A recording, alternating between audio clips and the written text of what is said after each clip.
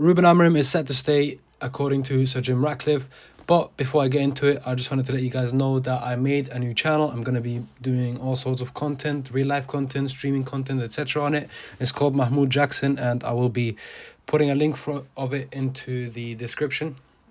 And also, for this channel, 86.1% of you guys are not subscribed, so make sure to hit the subscribe button. My goal is to reach 100 subs by the end of the month. But anyway, so Jim Ratcliffe says Ruben Amorim is not going anywhere. Ruben Amorim is set to stay at Manchester United. This video is going to be more of what are my thoughts on it. Is that a good thing? Is that a bad thing? If it's a bad thing, is there a chance of it becoming a good thing? But yeah. So first of all, like based off what we've seen so far this season, I think Ruben Amorim staying is a bad thing. I still want him gone. But as much as I say it's a bad thing, it could become a good thing. And there's a very slim chance of it. And basically the only way it can become a good thing is if he drops the obsession with certain players. For example, shoehorning Bruno Fernandes into the pivot when we're not going to be playing on the front foot, etc. Because obviously, like Bruno Fernandes, we know he's not going to be suited for the 10 positions because he's not really got that flair in him that maybe Cunha has, that Mbeumo has, that Xerxes has, that even Mason Mount has. Obviously, he definitely doesn't have the legs for the midfield pivot. Casemiro doesn't really have it either, but Casemiro is making do. Casemiro is doing a decent enough job. Casemiro is also a bit more familiar with the role in itself anyway. And yeah, I think, for example, just the Bruno Fernandes thing alone, first of all, it's hindering the team and it's hindering the development of Kobbie Mainoo, who is more than good enough to be playing for this team, who is our best midfielder anyway. Also, the obsession with Diogo Dalot, which obviously, whenever Diogo Dalot is fit, he a lot of the time tends to find a spot in the left wing back position or the right wing back position, which basically puts either Dogo on the bench or it puts Amad Diallo either on the bench or in a position where he's not really that well suited, which is the number 10 role. So yeah, that's like two players right there who he's very, very obsessed with that are hindering the team, are hindering the development of other players who offer a lot more than them as well. So that's one thing.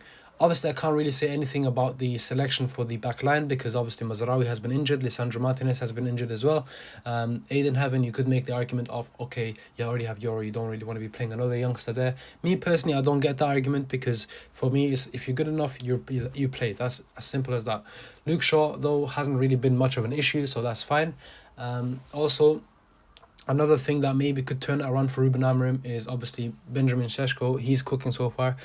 His hold-up play, his his link-up play, his runs in behind, etc. Obviously, Šeško, he's a well-rounded player. I was wrong about him. I can already tell from now.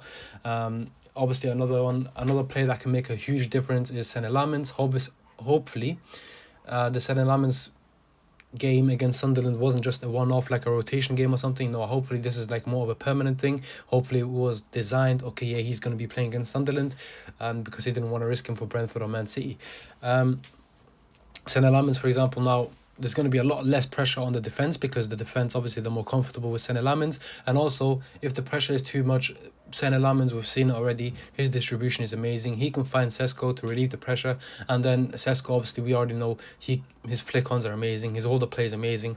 What can Šeško not do? What can Lammens not do? But yeah, I guess we'll have to see. But for me, Ruben Amorim, okay, he's staying. There's no chance he's going to go out. So at this point, I might as well support him, right? I'm obviously still going to critique him. I'm still Ruben Amorim out, by the way, but I'm going to critique him. However, if he does get things right, he does get things right, thankfully. Hopefully, he does get things right. Because me, personally, I don't mind if Ruben Amorim stays and we succeed. I just want Manchester United to succeed. So it's not really anything personal against Ruben Amorim. I think also he has to start learning to integrate players like Kobbie Mainoo and Xerxes a bit more into the team, especially because he doesn't want to, upset those players. Because first of all, those players like Xerxes, for example, recently apparently he's looking for a transfer. Kobbie Mainoo, I don't think it's going to take long for him to try and force a move again because January is not far away. And also, you're going to lose a few players due to AFCON. When I say a few players now, it's only Mazraoui and Ahmad and Mbeumo, which that means you're gonna kind of be forced to play Xerxes and Mainoo, and you don't want to be playing them when they're upset, when they're like, yeah, no, they're already done with the club. They already know, yeah, when Mbeumo and Ahmad are back from AFCON, they're gonna be playing again. You don't want to upset those players, especially because those players are very talented. Xerxes at one point was our best player, so I think that's one thing he has to do as well. Another thing as well he could do maybe is integrate some more youth players, because On the bench, he has a lot of goalkeepers. Like, I don't understand why you take 3 goalkeepers to each match day, 1 goalkeeper starting, 2 on the bench. Just start 1, bench 1, and then the other one can sit at home, or I don't know, sit on the stands or whatever. You know, put a youth player in that position. For example, Shea Lacey, for example. I think that also helps Ruben Amorim. Let's say, for example, win a game, we're like 2-0 up, 3-0 up. Let's say like the Sunderland game, for example. Let's say you have a Shea Lacey on the bench. You put Shea Lacey on. That's a few extra credit points that the Manchester United fans would, you know, they'll be a little bit more easy on you, because that is one of the big critical standpoints many have on Ruben Amorim. It's how he develops the youth academy players. But anyways, Ruben Amorim is staying. What do you guys think about it? Drop your thoughts in the comment section below. Do you agree with anything I said? Do you disagree with what? Let me know. Also, don't forget to like the video and share it. Subscribe to the channel as well. As I said already earlier in the video, I'm trying to get to 100 subs by the end of this month. Thank you very much. I've been Mokba, and I'll see you guys later.